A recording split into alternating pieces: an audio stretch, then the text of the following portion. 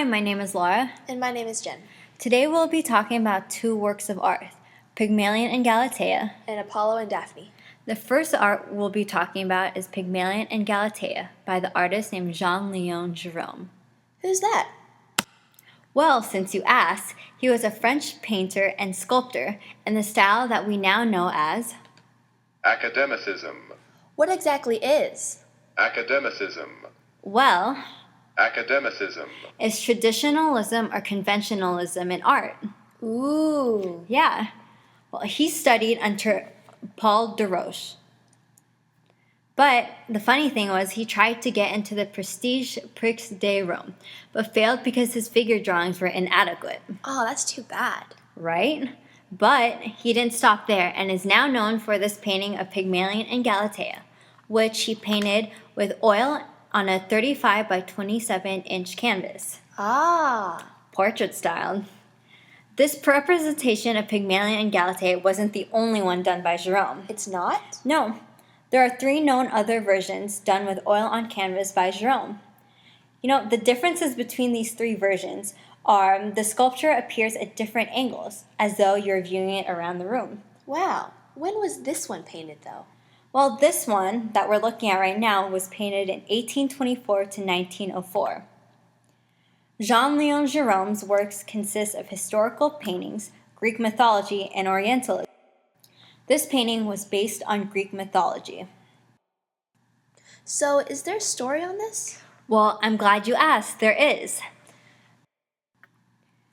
Pygmalion was a sculptor, and a good one at that. He was so engulfed in his art that he had no time to admire women. Golly. Yeah, it's funny because he begins to even despise women that he vowed never to marry. Wow. However, one day he carved a statue that looked so gentle and divine that he couldn't take his eye off his own creation. Aww. Well, yeah, sad thing is he became enchanted. Then that enchantment grew to an obsession. He dedicated days and nights just to stare at his work.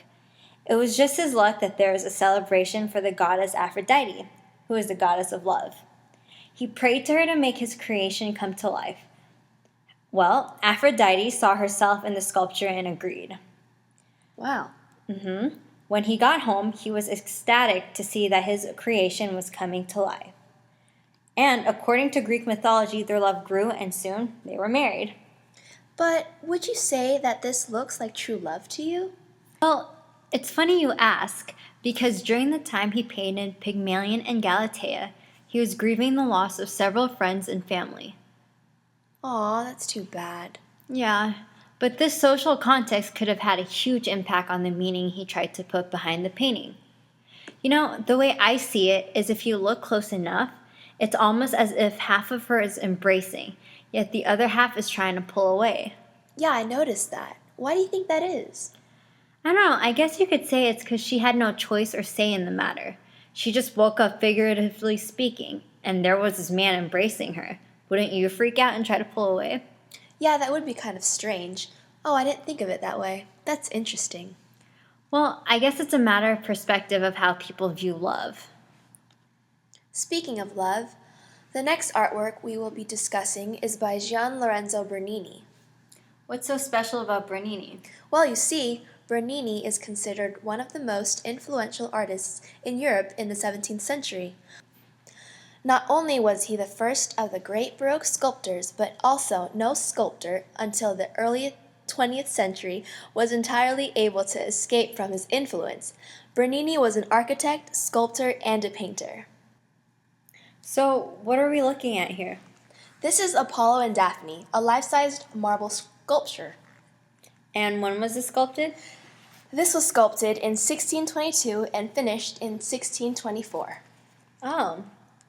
So you want to tell me the story of Apollo and Daphne? Yeah, sure.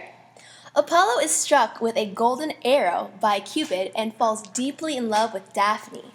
Apollo pursues her and frightened by him, she flees. Oh. As she runs, he is more captivated by her beauty. With slower speed and failing strength, Daphne cries out to her father and asks for help. Her father Peneus responds just as Apollo captures her. Daphne's skin turns to bark, her hair leaves, her arms branches, her feet roots, her face a treetop, and the end result is a beautiful laurel tree. Although we know how the story ends, this sculpture depicts the second in which Apollo catches up to Daphne as her transformation takes place. Despite the fact that Apollo was known to control his emotions, this sculpture clearly reveals him desperately pursuing love in vain. The expression on her face is so vivid. As you can see, the change is so sudden that the expression of terror has not yet left her face, nor that of the desire of Apollo.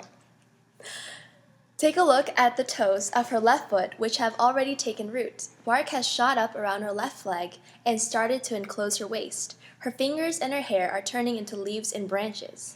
Oh, it's as if Bernini has captured a moment in time. Yes, Bernini has also been able to carve light and air as well as marble. Bernini planned for the sculpture to be viewed side-on, allowing the viewer to see the reactions of Apollo and Daphne simultaneously, thus understanding the narrative of the story in a single instant, without the need to move position.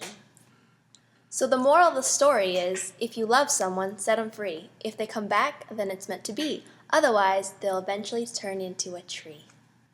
In conclusion, Both artists depict the chase for love.